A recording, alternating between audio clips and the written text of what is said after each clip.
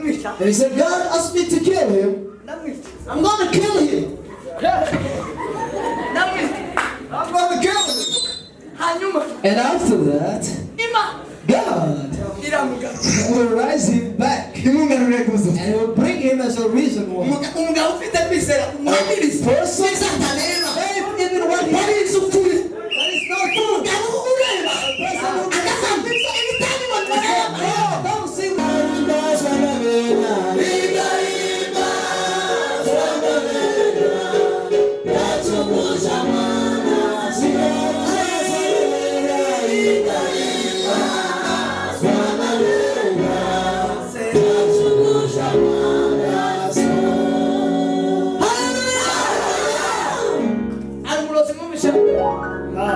Do you hear the sorcerer writing this song? Do you hear it in a fornicator, a lawyer, a fighter, a jealous man?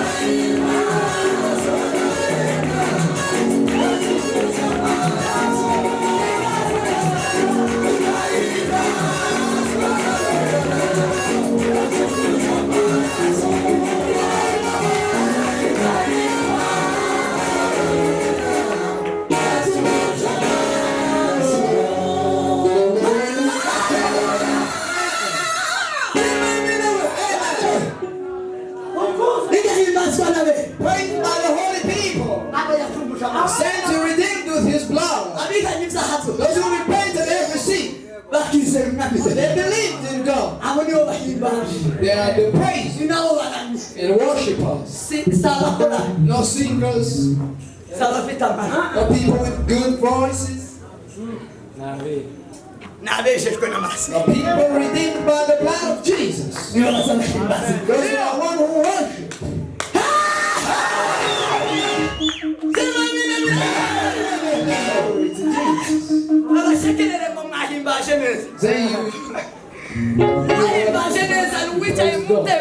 Somebody who was sitting in the seat and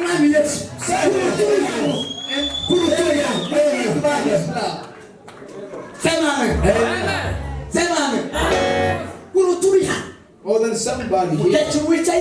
A grandmother sitting there who believed in Jesus and understand and who can who is sticking to God. And his heart is on Jesus.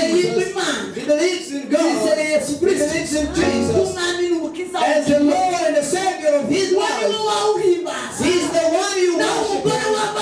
But a woman naked, and a woman half naked. Who's here singing for you, singing for Jerusalem, praising for the Lord. A woman with a clothes back half naked up here, and then they come to worship God.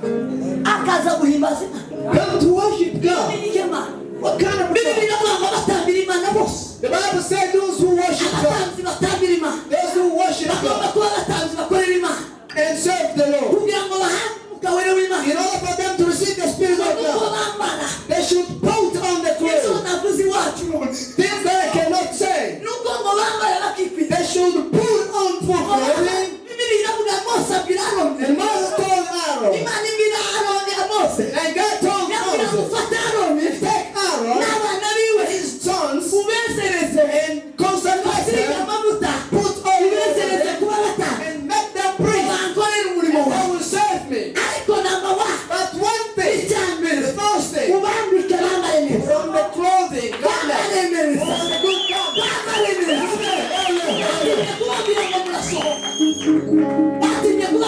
were just afraid to tell you to go outside.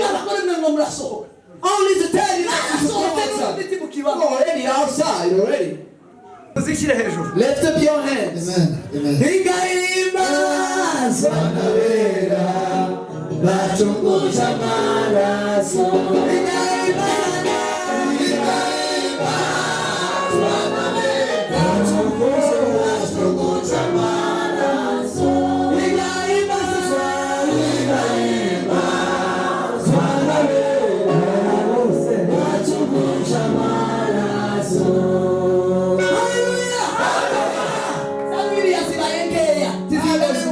Just few, not like our numbers here. Meaning to praise. It is in here. Not in practice for praising. To worship God. It's not in the church building. It is in here. In here. If you don't have the Bible, if you don't have things to hope for, if you don't have the things to hope for, he can't worship or praise the Lord. Amen. God is no worship. Words. We call it throats. We always give our throats and dances. We have built up words. But God, the kingdom of God is not of words. It is not of words. The kingdom of God is action. The kingdom of God, it is not of words. It is not of eating and drinking. No.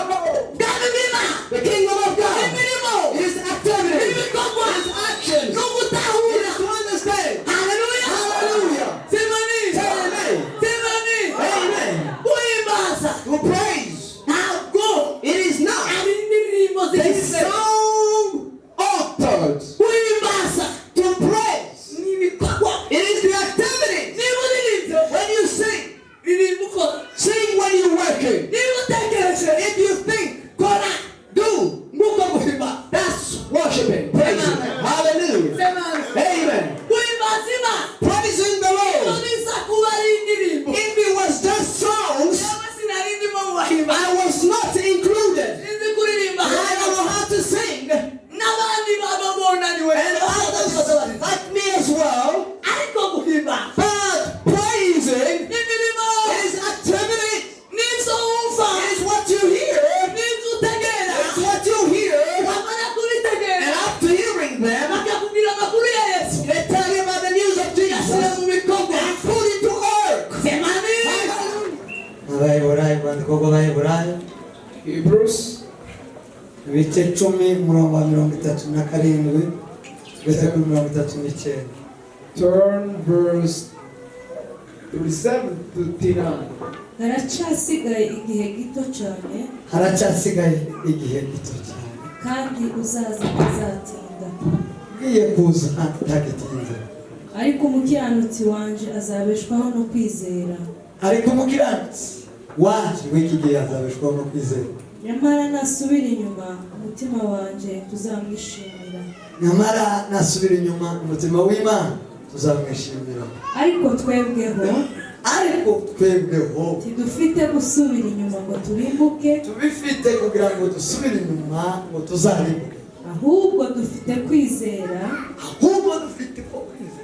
kugira ngo tuzakize ubugingo bwacu buzakire. Amen. Sema amen. Angiriza igice cya 11 umurongo wa 11 verse 1 Hebrews. kwizera ni ukumenya rwose ibyiringirwa udashidikanya ko bitazaba kandi niko kuduhamiriza ibyo tutareba ko ari iby'ukuri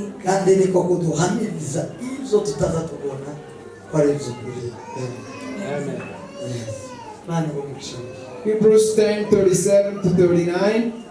For yet a little while, and he that shall come will come and will not tarry. Now the just shall live by faith. But if any man draw back, my soul shall not have no pleasure in him. 11:1. Now faith is the substance of things hoped for, the evidence of things not seen. Amen. Amen. Nakiri jambo jema. And the word of God. Ushimima. Sema amen. Ngirango tuze kuja mu jambo j'Imana. I want us to enter into the word of God. Kandi ndabasaba none umuntu. And I will ask you to listen. Ndashaka kuvuga ibintu byinshi. Because I want to talk a lot of things. Kubera ko ari bwo bwa nyuma kuri uno mugotano. Because it's the last day of our service. Umugotano tuzaba tusubikira. We'll be closing our service today. Ndashima Imana y'Umwami wacu Yesu Kristo. I want to thank the Lord God, the Father of our Ibyo waje Jesus, who guterana kwera Imana ishimwe. gave us a holy service. Praise be to God. Sema amen. Amen. Abari nyuma ko muranyu. So we're back. Are you listening? Nasara. Ariko muranyu. I hope you will. Baramfasha barahamuje. They will help me. Sema amen. Praise the Lord. Turashima Imana iduhaye uyu mugoroba. I want to thank the Lord for this beautiful evening. Kugira ngo duterane. In order for us to gather, Iyo tuvuga ngo turashima Imana si akamenyero sawa gutangirira kugira ngo twinjire mu ijambo ry'Imana. when we say we want to thank the Lord, it's not an unusual thing or a place to start. Ahubwo nuko tuzi ko ari ibinyembaraga kugira ngo duterane. But we know it's powerful for us to gather. Kuko hari impamvu nyinshi zituma tudatera. Because there are many reasons which can make us not to gather. Hari impamvu nyinshi zituma tutoza. There is many reasons. Hari n'abandi bantu benshi batatarana. So many of us didn't gather. Bagiye mu zindi They gahunda. went into other programs. Bibiri ikavuga ngo And the Bible says, umunsi umwe one day uraruta imyaka igihumbi. is more than 1,000 years. Umunsi umwe mu nzu y'Imana. Just one day in the house of Uyu God. munsi kuva mu gatondo bukiri. Today, from the morning up to evening, Imana ishimwe ko kuva mu gatondo bukaba bwije turi mu nzu. we thank the Lord that from the morning up to Sema evening amen. in the house of God. Uyu munsi Today, uraruta imyaka igihumbi. it is more than 1,000 years. Mu bindi In hari else, abazabesha bakavuga ngo ni ibyaha. Oya some they say, ntabwo bibiri ivuga ko ari ibyaha. the Bible doesn't call it a sin. Biravuga ngo akandi kazi kose katari ako guhimbaza Imana. The Bible says every other work which is not the Andi worship wose of uri God. atari mu bikari by'Imana. Any place not in the presence of God, Andi wose wotaramira. everywhere you can spend your Andi time, wose wokwicara. everywhere you can see N'imyaka igihumbi. 1,000 years. Umunsi umwe uraruta iyo myaka. One day is more than the 1,000 years. Sema amen. Praise the Lord. Uja gusura abanyoko. To go visit your mother-in-law N'abapfushije. and those who mourned N'ababyaye. and those who gave birth. Uyu munsi umwe This one day, uraruta imyaka igihumbi wagiye muri byo. it is more than 1,000 days when you are into those different activities. Sema amen. Praise the Lord. Sema amen. Amen. Ntabwo ari mu byaha. Not in sin. Nta nubwo rino jambo ryari ry'abapagani. This word was not even for the pagans. N'iry'abakirisitu. It is for the Christians. Ndawo. Yakaza yifuza ibitari by'Imana. David longed for the presence of God. Akifuza igitaramo. He longed for the sanctuary of God. Akifuza agateraniro. He longed for the service of Akifuza God. ikanisa. He longed for the sanctuary of God. And he could faint for it. Ubundi umuntu iyo aguye umwuma. When a person faints, Agumwuma yagenze cyane. they faint because he walked Yakoze urugendo runini a cyane. long pilgrimage. Yarushe. And when he is tired, Atari. without eating, Ariko nta muntu woga umwuma. but nobody can faint. Sema amen. Praise the Lord. Sema amen. Hallelujah. Atagenze. Without walking, Atashonje. without being hungry. Nawe undi wenyine gusa. Only David, Waguye umwuma. who was fainting, Atekereje Imana. thinking about God, Yifujije ibikari by'Imana. longing for the presence of God, Yifujije Imana. longing for His sanctuary. He thought about God, Umutima urakora. and his heart, his Ibitekerezo birakora. mind was activated, Agira ibyuya. and he sweated. Umubiri urashira His imbaraga. body was shivering, Agumwuma. and he was fainting. Hallelujah. Hallelujah. Sema amen. Praise the Lord. Yagumwuma. And he fainted Kubera gusa. only because Atekereje Imana. he thought about the Lord of Israel. Yifujije kubana n'Imana. And he longed to be with God, Gutarama. being in the sanctuary of God. come. The heaven that you enter in, where David is, and then you walk lazily, and then you drag yourself, and then you think you will enter. God decides for the hero. If this world was not going to protect them, they don't deserve to be in this world. Because of how they were looking, how they heard about God, and the world could never contend them.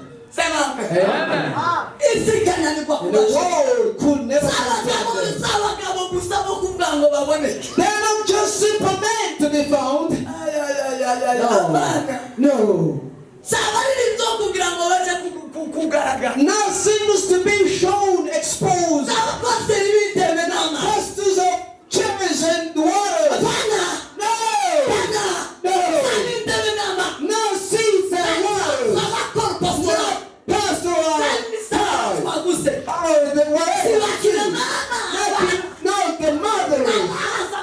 It's people who gave up their lives. The light of God. And don't compare God with any other thing. And I said, because they outdone him and poured the oil over him, problem of water is over. The problem of the seed is over. And then he takes. This is not heaven. Remember, this is not heaven. This is not heaven. This is not heaven. Home is heaven. There is eternity. There is seed forever. This is our seed forever. Hallelujah. Who will live here?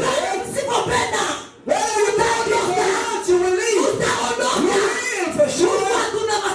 We don't have a house yet. Place at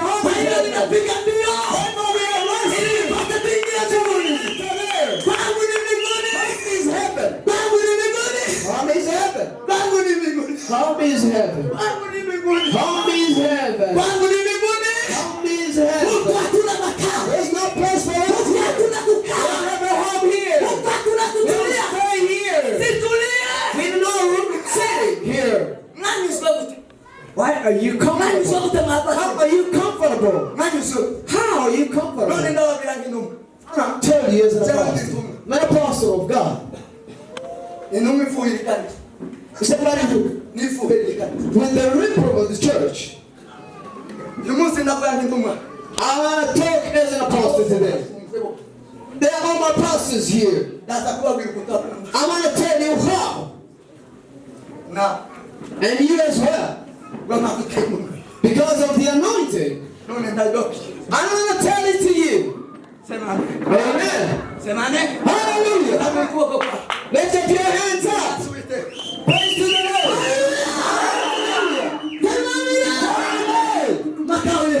Our home is in heaven. There is no place here for us. We don't have a home here. We don't have a seat here. We don't have a singer saying, and he said, my place is in heaven. My place is not in Jerusalem. It's not in the church of Christ. It's not in the release. It's not in the word. It's not in Sepezan. It's not here. Our place is in heaven. Amen. Amen. Wow.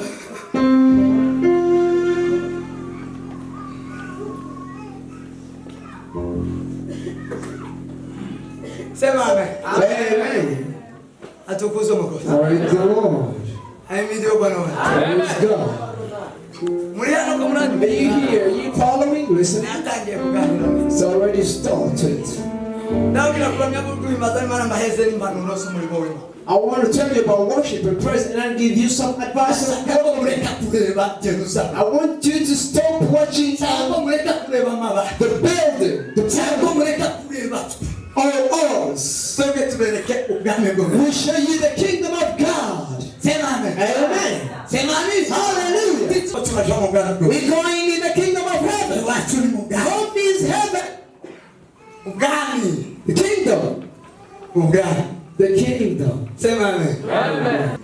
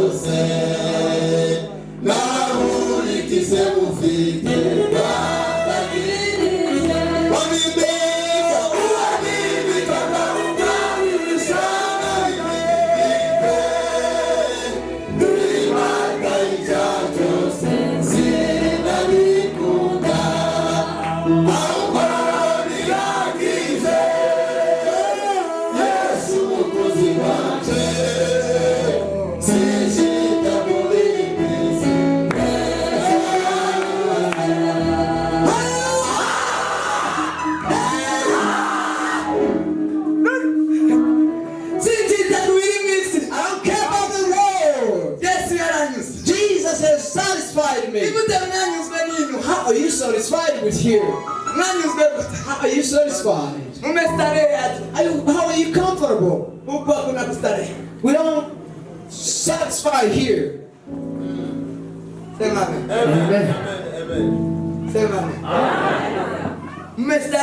How are you comfortable? I don't care about the things of the world anymore. Yes, Jesus satisfied my soul. Say amen. Say amen. They don't fight for the things of the world. The worshippers and the praisers, they don't look here on the earth. They don't look down. They look up. They looked up. They looked up. Eyes is in heaven. And their eyes is looking in heaven. The worshippers who worship. The worshippers and the praisers. It's an activity. They don't see it here. Because this, it is done. They look up where he is. Where God is. That's what they are eating. Their mind is there. Their power is there. That's where they look everything for. And they say this is the hand of God. Amen. To worship God. It is the activity. Talk about it yesterday. God is no worship. Words. We call it throats. We always give our throats and dances. We have built up words.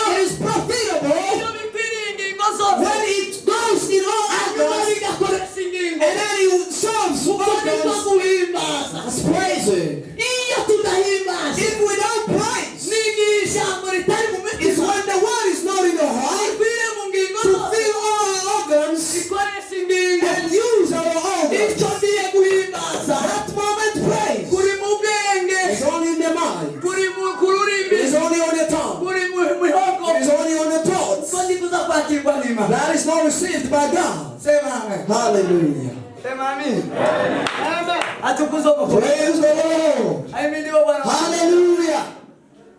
Aba bantu mvabakunda ijambo mushamba kwejo. People who love the word, lift up your hands up. Mani bakumpisha. Praise God. Sema amen. Hallelujah.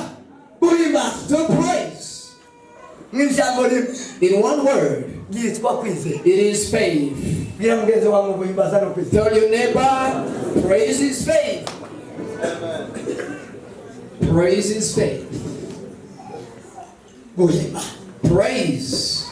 Ntawo kuhimbaza atarizera. Nobody can praise without faith. Tibiba.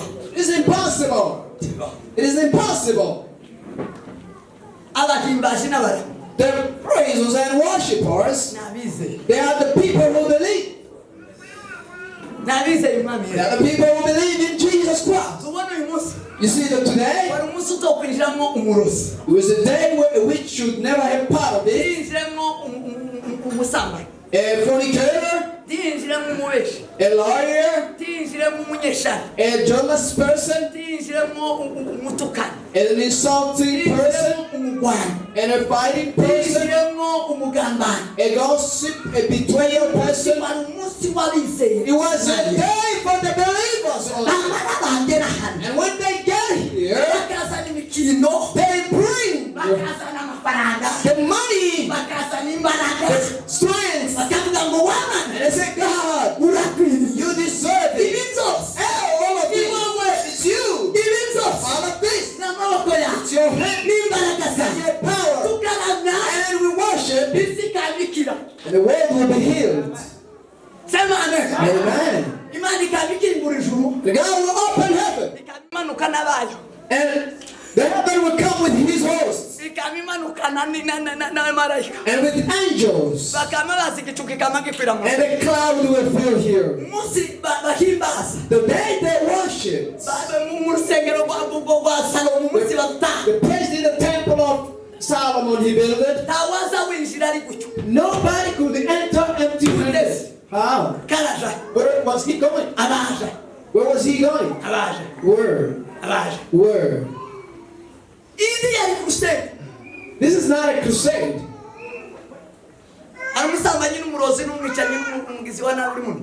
Is there a fornicator, a witch, or a doubtful? Abagambanyi, abagwanyi, abatukanyi murimo. Do we have those kind of people here? Mwebwe yise umwanya wanyu mwe mwisohokere. This is not your place. You better go outside. Nobody gonna allow that. Abari hano bo bakayira bakaba. We're gonna give you open the door so you can go outside. Kuko sibisa. Because this does not belong to them.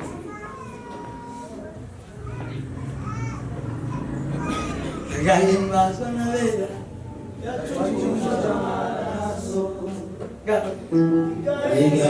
Igahimbazwa n'abera yacunguje amaraso. Igahimbazwa n'abera yacunguje amaraso. Uyu ninde wishwe n'agahinda yuzuye umubabaro. Aje ashaka imbata za Satani zose azihanganira. N'umuremyi w'isi yose niwe windutse mu nzu.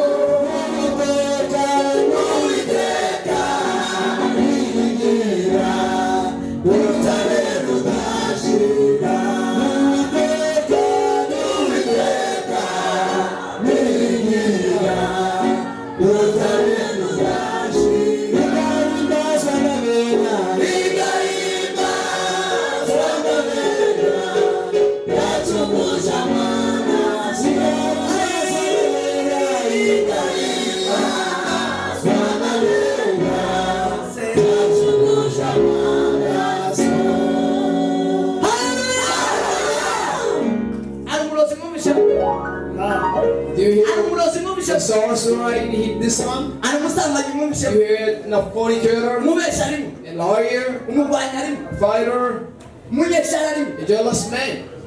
igahimba Sanabera, yachungusha mana, sigahimba sanabera, igahimba sanabera, yachungusha mana, sigahimba sanabera, igahimba sanabera, yachungusha mana, sigahimba sanabera, igahimba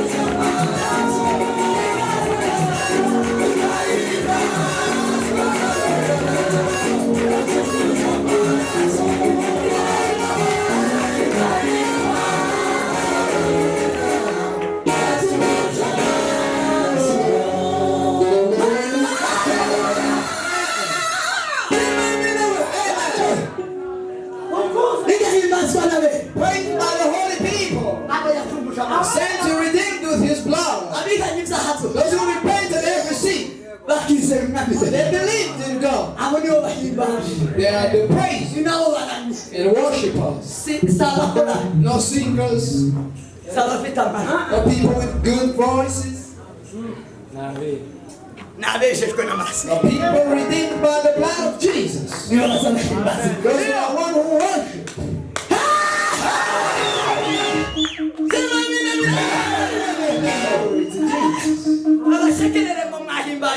Say you. Somebody who's sitting in the seat and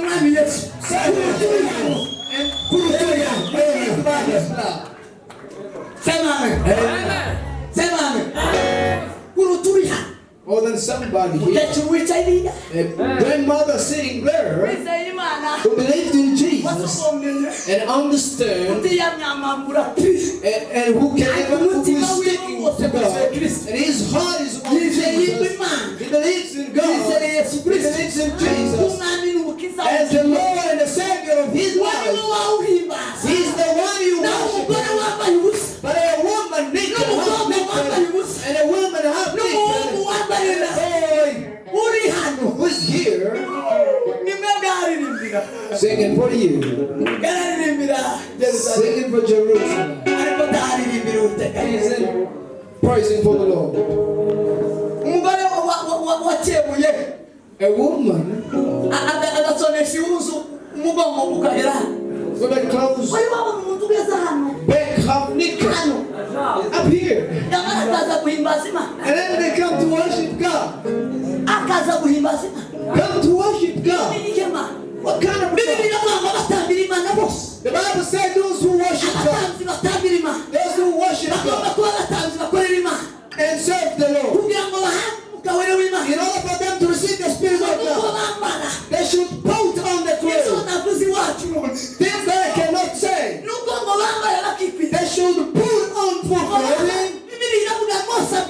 And Moses told Aaron, and God told Moses, take Aaron, his sons, and consecrate them, put on them, and make them priests, and they will serve me.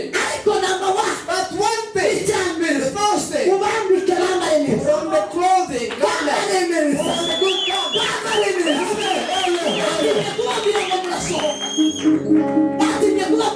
they were just afraid to tell you to go outside. Only to tell you that you should go outside. You're already outside already. They never told you that you should leave the choir. You're no longer living there. You're already out.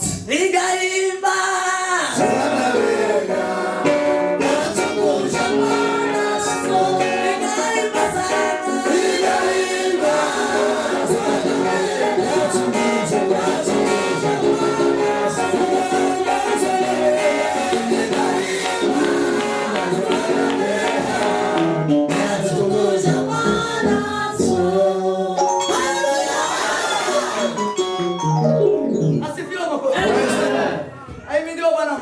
God. Kuramya no guhimba. Praise and worship. N'imisatsi wa gihindwese. It's not her. Kuramya no guhimba. To praise and worship No kwizera Imana. is to believe in God. No kwizera Umwami. It is to believe in Jesus. Kwizera. To believe.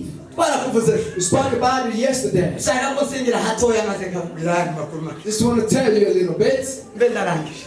And I'll be. Kwizera ejo twaravuze ngo kwizera no kumenya. We say that faith is knowing. Nugusobanukirwa. It is to understand. N'ibyiringiro. They're hoped for. Kw'ukuri. That it is true. Bitazabura kuba. And that will never stop from fulfillment. Semana. Amen. Kwizera. Faith. N'ibyiringiro. It is the substance of hoped for. Ibyiringirwa ni. What is hope? Ibyo kwiringirwa ni. Things to be hoped for. Y'amasezerano. Say that they are promises of God. Ibyo kwiringirwa. The things to Ibyavuzwe ni. hope for, they are the things Imana spoken by irakiranuka God. atibeshye. God is righteous, He is not a Ibyavuzwe liar. na Kristo. It is what is spoken by Jesus Ibyo ni byo Christ. byo kwiringirwa. That are the things to be trusted worthy. To faith. He said faith. Kumenya bino. It is to know this. Sema amen. Amen. Abafite za Bibiliya mushyira amaboko. People with the Bible, lift up your hands. Muzishyire hejuru. Lift up your hands. Amen. Amen. Ingaimaza Wanawera bachunguza maraso.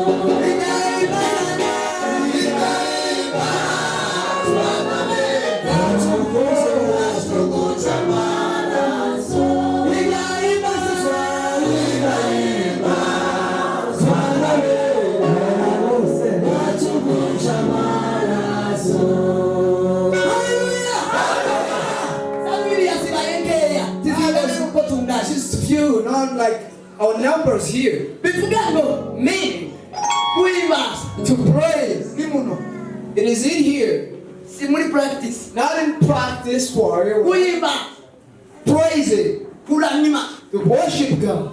Si mu ikanisa. It's not in the church building. It is in here. In here. Udafite Bibiliya. If you don't have the Bible, Udafite ibyo kwiringira. if you don't have things to hope for, Udafite ibyo kwiringira. if you don't have the things to hope for, Ntashobora kuhimbaza Imana. he can't worship or praise the Lord. Sema amen. Amen.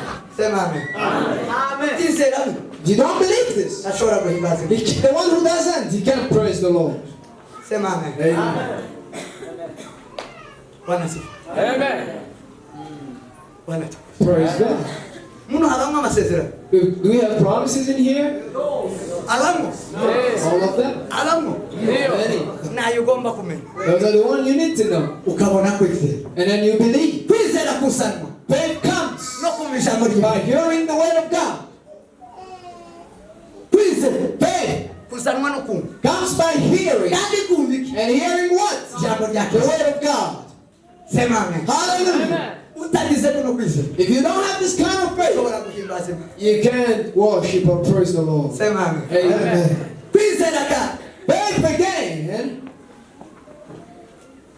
Biblia yavuze ngo nukumenya rwose ziringirwa udashidikanya ko bizaba. it is to know the substance hoped for, the evidence of things that it will be fulfilled. Akandi gakurikira. And the next one, Karavuga ngo kwizera. it says that faith, Ngo nukumenya it is to know udashidikanya. without doubt. Kumenya Imana utayishidikanya. To know God without doubting Him. Niko kuhimbaza. That is praising. Kumva ijambo ry'Imana To utayishidikanya. hear the word of God without doubting about it. Sema amen. Amen.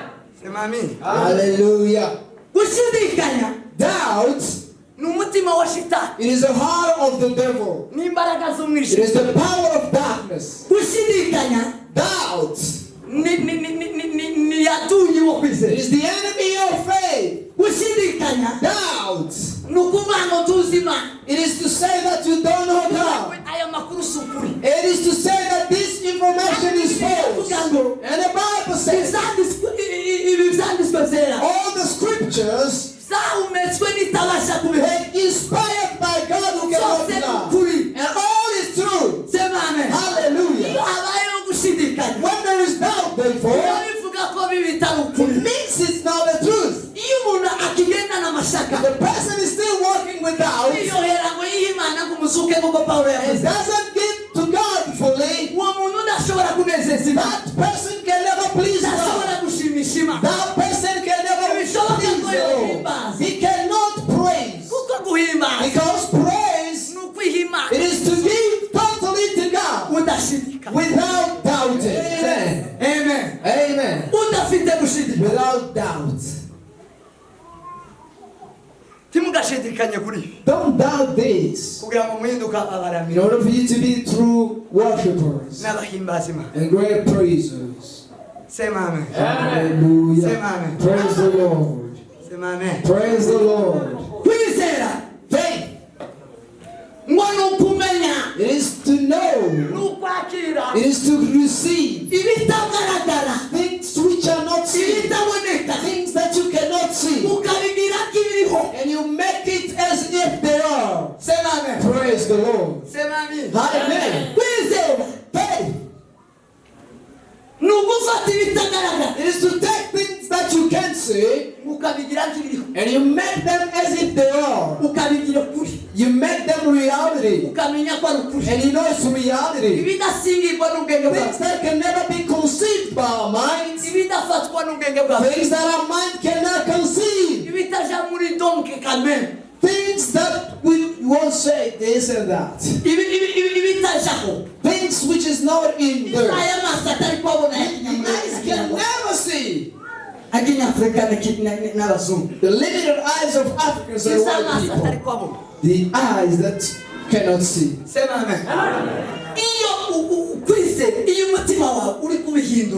When your heart is changing and turning them to truth, that it makes you a worshipper. It makes you please the Lord. When you haven't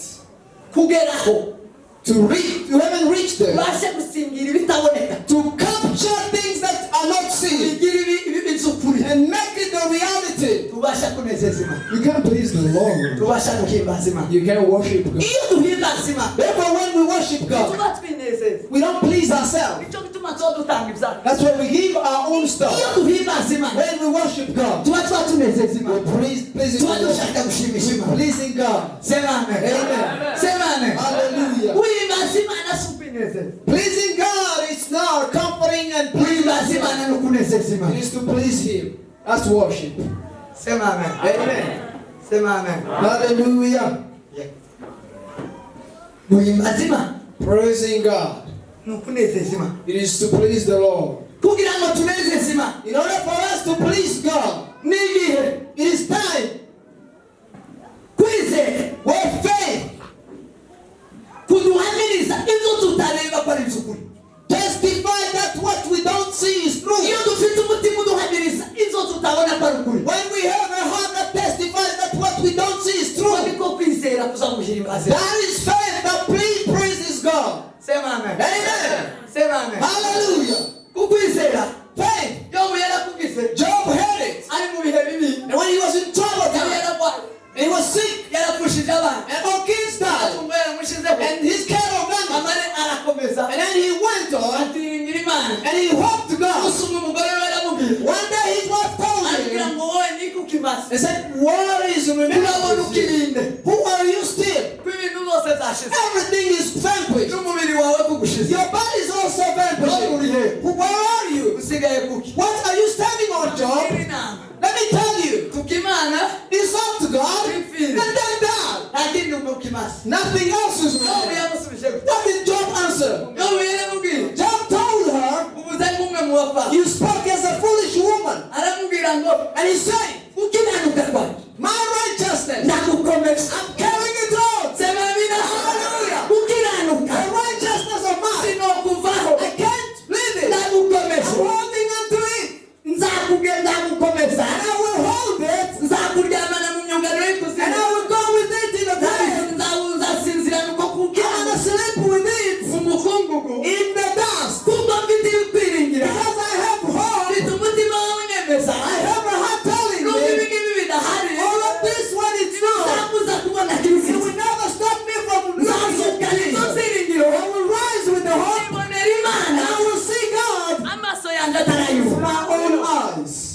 Sema amen. Amen. Sema amen. Hallelujah. I can't leave him. There's nothing tangible remaining, yes. But first that I have, I see God with my eyes. I see him with my own eyes. Which is not of somebody else. Hallelujah. Praise God.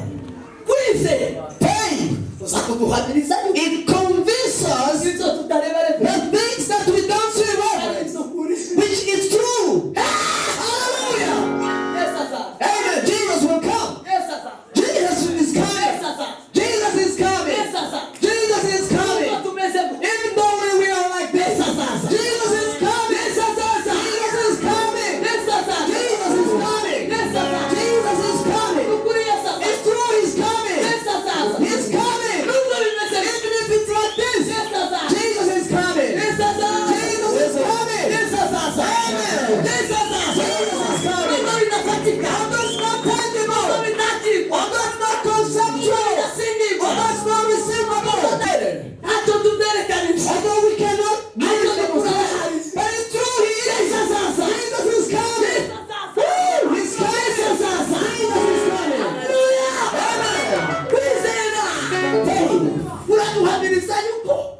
Convinced to us that after this, there's life. Daniel told him, Daniel, you stop worshipping the statue.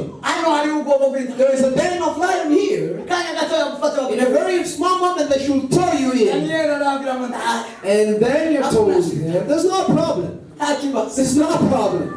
There's no problem. Where you don't see it, I can see. What you don't see, I can see. What you can't conceive, I have them. After the lion, I can see life. Even after the I can see life.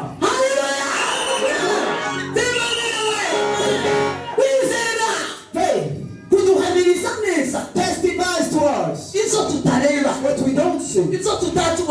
What we don't see today, it is true. To put on good clothes, although it's not possible today, because of truth. To speak the truth, although it's not receivable, but it's true.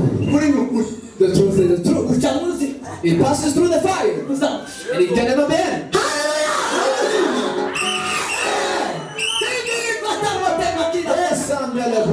Moanda macchina longa ida. Morise le ponde le forme de ti pari de totre kai. Awina nikandra forme sa. Amen. Gungulu anga makai ni songe. Budu pisa me pandra fi. Hallelujah. Hallelujah. Hallelujah. Hallelujah. Hallelujah. Hallelujah.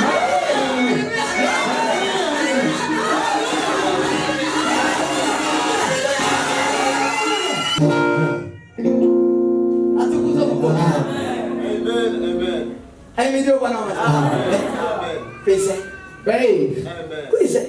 Faith. All those who died, all of them, they died with believing. They died. Faith. That's what came to Abraham, and he said, God asked for Isaac and said, I could sacrifice this son. And he said, Amen.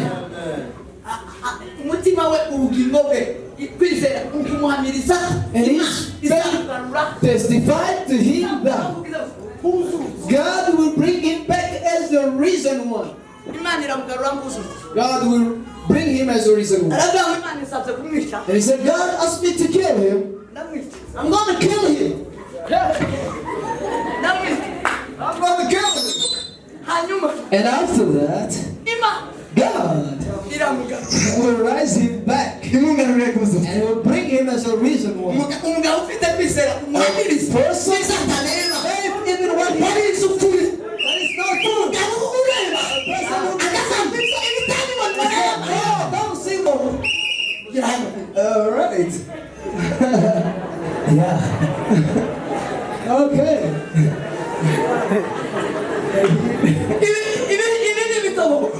Well, this tell your neighbor this is for here. For here in the world. Our eyes are required. It is to believe. That testify. What we can't see. That is true. And then he took a knife. A knife. Oh.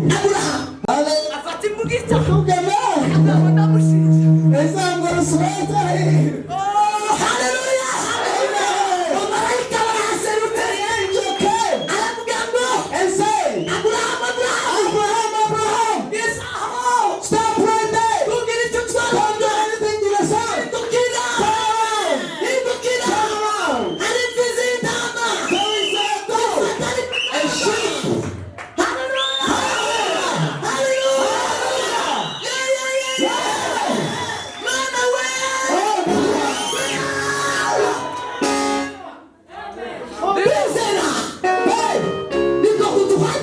It testifies. What we don't say, that is true. Things that are not conceivable, things that can never enter our mind. It is true. Apostle Paul said to the Romans, chapter 1, verse 20, and he said, don't you see that thing you cannot see? They're not the kingdom of God. That is the greatness of God. Things that can never enter the house. This thing. Things which are not in the world. It is the power of God. The mighty and majesty of God. Amen. Things beyond your imagination. It is the power of God. It is what manifests that God is alive.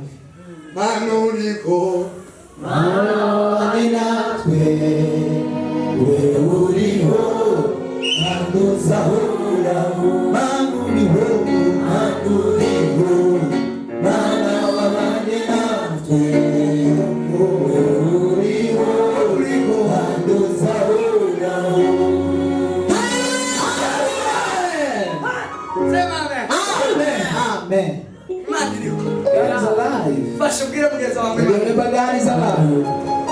He is alive. Faith confirms to us what we don't see. It is true.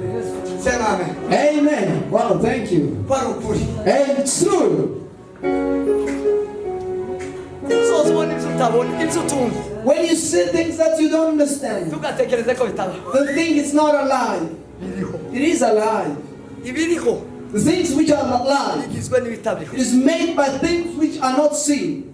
Things that we see are made by things we don't see. Therefore, faith. It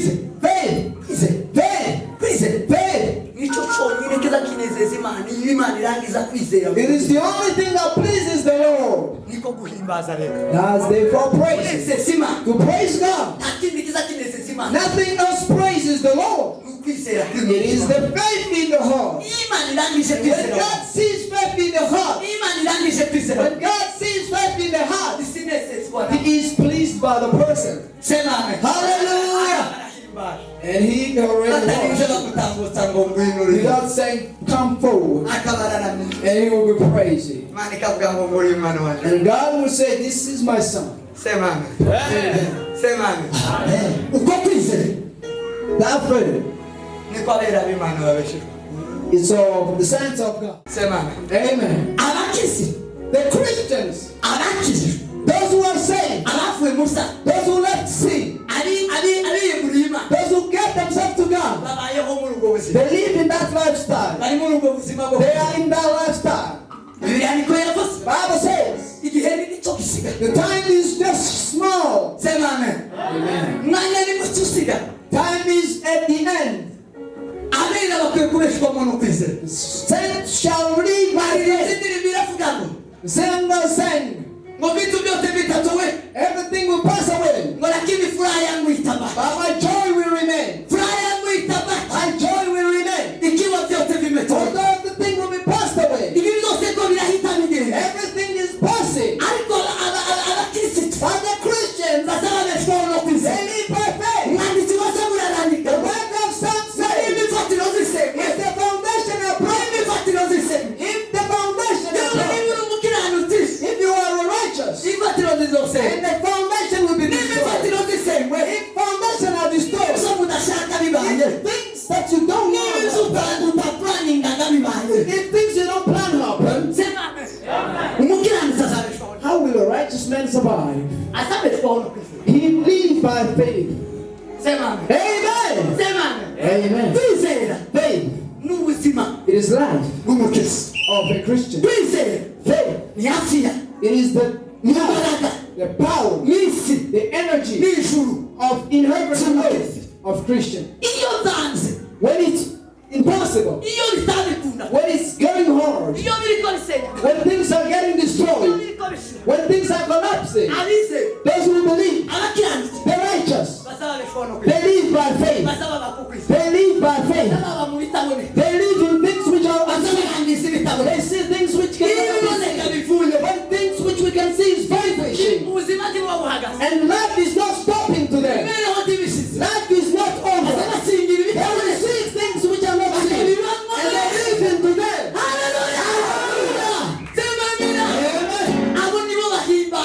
Those are the worshippers. Those are the praise. Not so. Don't come here and say you are a worshipper. That's praising and worshiping. It is to please the Lord. Amen.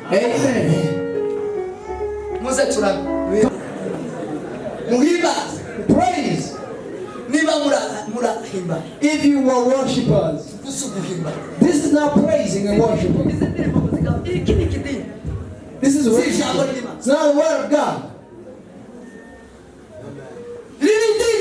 This is religion, not the word of God. Come bring tithes and gold and bring victory. Who do you lie to? Your relative? Your relative? Is he your relative? Is he our relative? Igaimba sanavera yachunguza maraso Igaimba sanavera Igaimba sanavera yachunguza maraso Abudu Yesu bachungusha maraso akaza kuvuga maraso ya Yesu aje kumuhimbaza aze kuvuga imirimo ye yamukorera mbona amara aririmba Nobody but Jesus redeemed with the blood. And just sing only. And with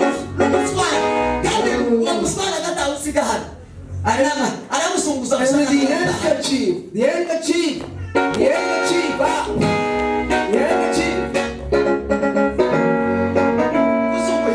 that's not worshiping.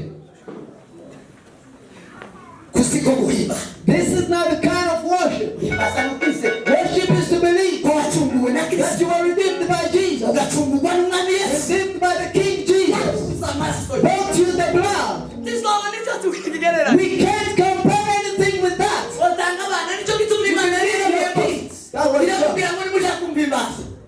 Told Moses, all the firstborn, they are mine. All the firstling cow, they are mine. All the firstling cow, they are mine. What does the firstling cow mean? In the Bible, it means these all are yours, including me. I'm yours. All of this, nothing of mine is here. They belong to you all. That's why the firstborn is yours. The firstling is yours. It's meaning I'm yours. People who don't give the firstling,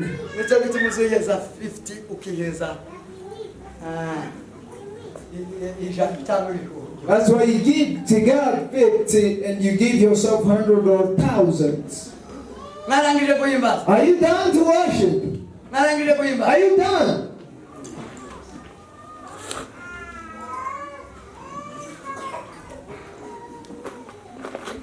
Yashobora kubwira ngo ndabibigishije. Ariko undi munsi mwondumira mu guhimbaza. Utazaza yikoreye. Tazinjira. Undi guhimbaza nayo bera. If you come only on the worship, Yewe no ikoresha ndi mu if you don't come carrying something, don't enter.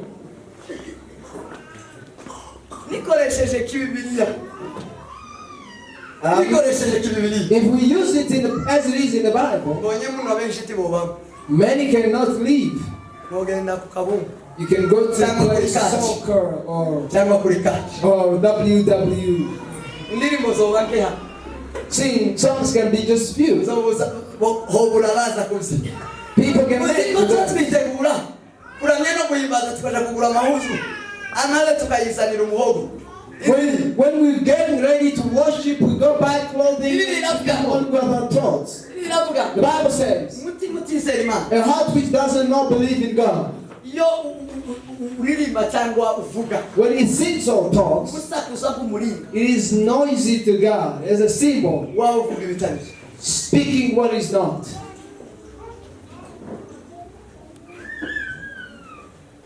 Mwakoje. Are you cold now? Murakoje. It's getting cold. Zinyigisho nzaduka. Is it new teachings? Zibaye nzaduka. Is it new teachings? Ukuri ukuri. Is it true? Ukuri ukuri. This is true. Kwiri jambo. Sukuri The kw'abanyamurenge. truth of the word, Sukuri kw'itorero. Of the word. Ukuri kw'idini. of religion, N'ukuri kw'ijambo ry'Imana. truth of God. Kandi bigomba kuba mu itorero. And in the church, it has to be there. Ibi nivyo bigomba kuba mu itorero. This is what has to be in the church. Sema amen. Amen. Sema amen. Hallelujah. Muve muhimba. Keep on praising and worshiping the Lord. Nimara mu bifate ugeneye no. And then make it Ibibazo your by'ababararika lifestyle. nkaza afitini. Barabararike ngo hariho ahandi ho guhimba. If they call you to a place of worship, N'ukwipanga. you gotta get yourself ready. Ngiye kuvuga gukomera kw'Imana. We gotta talk about the mightiness of the Ntawe Lord. useruka imbere y'Imana atikorera. Nobody goes before God Ibihugu without bane. carrying the Mariya wafashe umukindo w'amavuta. Mary took the perfume. Afata amavuta yeyo. He took all her oil. Bibiri iravuga ngo wari nk'umushahara w'umwaka. The Bible says it was a salary of 12 months, a year. Umushahara w'umwaka. A salary of a year. Ari imbere ya Kristo. And when she went before Jesus, Amenye ko ari imbere y'umwaka. she knew that she was going before the king. Afata umushahara w'umwaka. She took the salary of a year, Umushahara w'umwaka. a salary of 12 Kandi months. Imana yishimye. Those are the people who please God. Yo kwishimira. How can he get pleased by Yo you? kwishimira. How? Like abandi baramuseka. And others, they laughed at them Oyishena. that she Kristo was. aravuga. But Jesus told them, this, Ubutumwa bwiza bwo wherever the gospel will be preached, azima. she will be remembered. Kandi we kunterera umwana wanje agahinda. And don't cause agony unto her. Arahimba. Leave her. She has done what it was supposed to be done. Sema amen. Amen. Sema amen. Amen. Kuriya niko guhimba. That's worship. Ugukora. It is work. Ingana no kwishima. As Muzi yo believing. iyo tugiye kuramya tukajana 50. God praise kwacu naho kungana. with 50 Uko bars. praise. Means Uko kubaguha. our faith is on 50 bar level. Yeme mumenye neza. Nakire. Just know where. Guhimbaza Imana. Receive the worship and praise. Nakire kwizera. Receive faith. Ubutumwa bunezeza Imana. The gospel of God. Kwizera kuzuye. Faith which is Mwe true. tubona. Live by it. Ariko muba mu iteka ryose. Live by it forever.